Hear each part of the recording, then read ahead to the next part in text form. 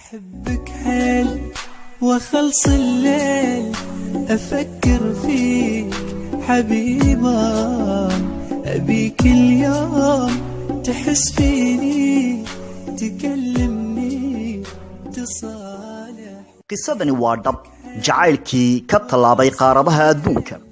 qisadani jacayl oo caan ka noqotay caalamka isla markaana qabsatay jaraa'idyada ugu caansan dunida ayaa waxay dhex martay wiil u dhashay dalka Turkiga iyo gabar ka soo jeeda dalka Brazil kuwaas oo iska bartay baraha bulshada ku xiriirtay internetka.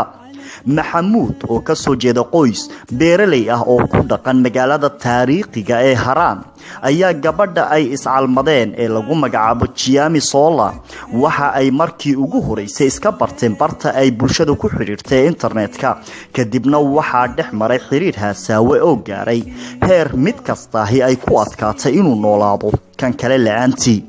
waxaan maqli jiray jacaylku xad iyo xuduud xakamaysa toona ma lahan midab iyo maalna daaba warkooda. haddaba jacaylkii maxamuud iyo Chiami wuxuu ka talaabay masaafo dhan 6682 mayl isagoo iskaga kala gooshay qaarad ka qaarad. arinta sheekadan xiisaha u yeelaysa ayaa waxay tahay xitaa isku diin maysan ahayn lamaanahan iyo isku luqatoona. maxamuud oo arinka ka hadlay ayaa waxa uu yiri waxaynu ku wada hadli jirnay English marmarka qaarna qaybta turjumaada ee Google-ka ayaynu u adeegsan jirnay wixii inagu adkaada. gabadhan reer Brazil ee 25 jirka ayaa iyaduna u sheegtay warbaahinta in aragtidii ugu horeysay uu maxamuud dhex qaaday ayna dareentay jacayl daran oo u galay wiilkan reer Turki kaasoo sababay ugu dambeyn inay safar dheer u gasho si ay ula midowdo jacaylkeeda iyadoo ka degtay magaalada Istanbul ee dalkaasi.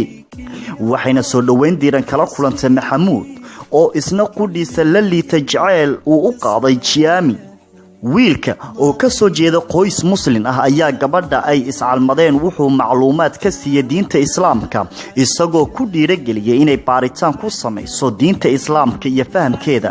waxayna muddo kadib ku qanacday inay qaadato diinta islaamka waxaana loo bixiyay magaca Saara. intaasi kadib maxamuud iyo gacalisadiisa Saara waxay u wareegeen magaalada Haraan halkaas oo ay ka bilaabeen nolol cusub. arooska maxamuud iyo Saara ayaa bila ka hor ka dhacay magaalada Haraan oo ah magaalo caan ku ah dhismooyin qadiimi ah isla markaana dadkeedu yihiin kuwa u badan Carab. waxaana arooskooda ka qayb galay dadka ku nool xaafadda uu degan yahay. sidoo kale waxaa lagu soo bandhigay heesaha iyo hidaha iyo dhaqanka ay caanka ku yihiin Carabtu. Saara oo qarsan weysay dareenkeeda ayaa waxay sheegtay iyadoo ilmeynaysa inay aad ugu faraxsan tahay guurka maxamuud ayna dareemaysa inay u rumowday riyadeedii ka bilaabatay barta ay bulshada ku xiriirtay internetka. maxamuud oo isna la hadlay wakaalada wararka Anadolu ee dalkaasi Turkiga ayaa sheegay inuu si aad ah ugu faraxsan yahay guurka gabadhani reer Brazil isla markaana uu siin doono farxad aan dhammaad lahayn. waa tabintii shaacir. haddaba daawadayaal waxayna soo gaaraya fariimo badan oo inooga imaanaya dhibanayaal jacayl oo ka mid ah daawadayaasheena oo doonaya taladiina. haddaba si aad uga qayb qaadato barnaamijka ila tali subscribe sar channelkeena Aayaha Nolosha TV lana soco barnaamijyadeena. بعد قلبي بعد روحي أحبك